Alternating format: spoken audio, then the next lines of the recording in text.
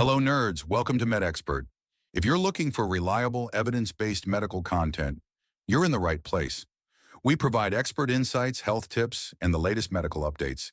In this series, we'll explore each cellular organelle, uncovering its structure, function, and clinical relevance to human health. Eukaryotic cells contain well-organized, distinct structures within the cytoplasm, each performing specific functions.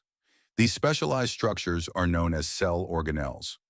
Cell organelles are like the organs of your body but on a microscopic level. Each organelle has a specific function, working collectively to ensure the proper functioning of the cell and ultimately your body. Some organelles have a single membrane, others have a double membrane, and some, like ribosomes, don't have a membrane at all. Organelles with a single membrane include the endoplasmic reticulum, vacuole, lysosome, Golgi complex, and peroxisome. While organelles with a double membrane include the mitochondria, plastids, and nucleus. Let's dive in, starting with the cell membrane, the gatekeeper of the cell. The cell membrane is a semi-permeable structure that surrounds the cell. It maintains the cell's integrity and controls the movement of substances in and out, ensuring a balanced internal environment. Let's break down the structure of the cell membrane. Phospholipid bilayer. Hydrophilic heads of the phospholipid molecule face outward, while hydrophobic tails face inward. Proteins. These are of two types: integral proteins, which span the entire membrane, and peripheral proteins, which are attached to the surface of the membrane.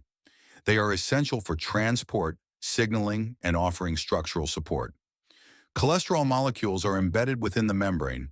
Its job is to maintain the membrane's fluidity and stability, especially under changing temperatures. Finally, carbohydrates, like glycolipids and glycoproteins, are found on the outer surface.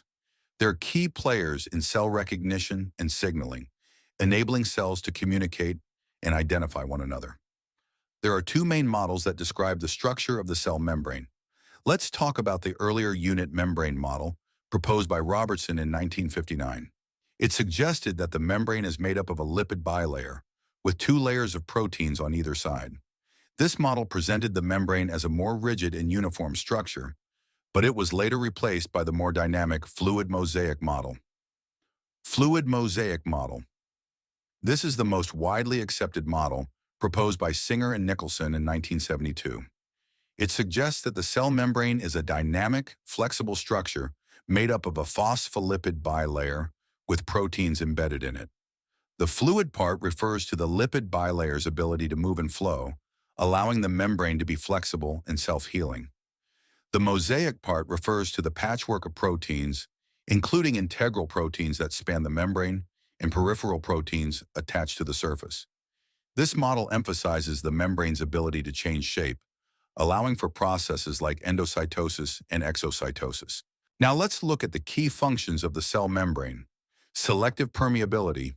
The membrane controls the exchange of ions, nutrients, and waste, ensuring that only specific substances can pass in and out of the cell. Signal transduction. Receptors on the membrane interact with signaling molecules, like hormones, allowing the cell to respond to external signals and maintain communication with its environment. Cell-cell interaction. The membrane also facilitates cell adhesion and communication via junctions and surface markers, allowing cells to recognize and interact with each other. Cell wall. The cell wall is a rigid outer layer found in plant cells, prokaryotes, and fungi, which provides structural support, protection, and shape. It is made of various materials depending on the organism. Plant cell wall is made up of cellulose. Prokaryotic cell wall is made up of peptidoglycan or murein, and fungal cell wall is made up of chitin. The cell wall is produced by the protoplasm and is a porous structure. It allows water and dissolved substances to pass freely without acting as a barrier to their movement. The cell wall consists of several layers, each with specific functions. Primary cell wall, middle lamella, secondary cell wall. The primary wall is a true barrier that forms in newly growing cells during cell division. It is produced in every cell and lies just inside the middle lamella. It is made up of cellulose microfibrils, which interlace with other polysaccharides like hemicelluloses and pectin, creating a crisscross arrangement in multiple layers. This crisscross pattern provides significant strength to the cell. Additionally, the cell wall is adapted for growth and is capable of irreversible stretching. The secondary wall is formed between the primary cell wall and the plasma membrane. It is composed of hemicelluloses, lignin, cutin, inorganic salts, and waxes, along with cellulose microfibrils arranged in a crisscross pattern.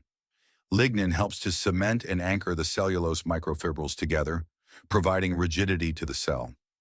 These components contribute to the cell's defined shape and mechanical support. Once the cell has reached its maximum size, the secondary cell wall develops, as it prevents further growth of the cell. Plant cells with a secondary cell wall are typically dead and provide structural support to the plant. Middle lamella. The middle lamella is located between the primary cell walls of two adjacent cells.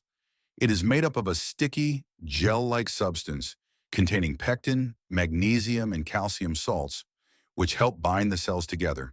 Endoplasmic reticulum. Endoplasmic reticulum is an interconnecting network of cisternae which is extended from the nuclear membrane to the plasma membrane throughout the cytoplasm. The material present in these channels is separated from the cytoplasmic materials by the spherical or tubular membranes called cisternae. There are two types of endoplasmic reticulum: rough endoplasmic reticulum and smooth endoplasmic reticulum. Both types of endoplasmic reticulum are found in all cells.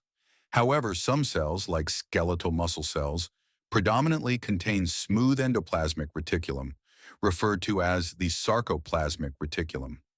Rough endoplasmic reticulum, a membrane-bound organelle studded with ribosomes on its cytoplasmic surface, giving it a rough appearance under an electron microscope.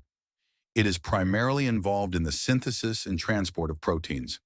After synthesis, proteins are either stored in the cytoplasm or exported out of the cell through rough endoplasmic reticulum channels. The rough endoplasmic reticulum also provides mechanical support to the cell.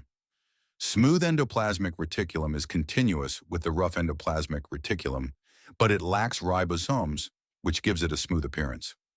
The smooth endoplasmic reticulum plays a crucial role in several metabolic processes, including carbohydrate metabolism, detoxification of drugs and poisons in liver cells, synthesis of lipids such as oils, phospholipids, and steroids, storage of calcium ions, which trigger muscle contraction when released, transport of cellular products like proteins from the rough endoplasmic reticulum to the Golgi complex, provides mechanical support to the cell, facilitates impulse transmission in specific cells, such as muscle and nerve cells.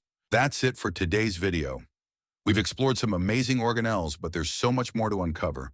In the next part, we'll dive into the remaining organelles and their fascinating roles. So don't forget to like this video, subscribe to the channel, and hit the bell icon so you'll be notified when the next part is out. Thank you for watching, and I'll see you soon in the next one.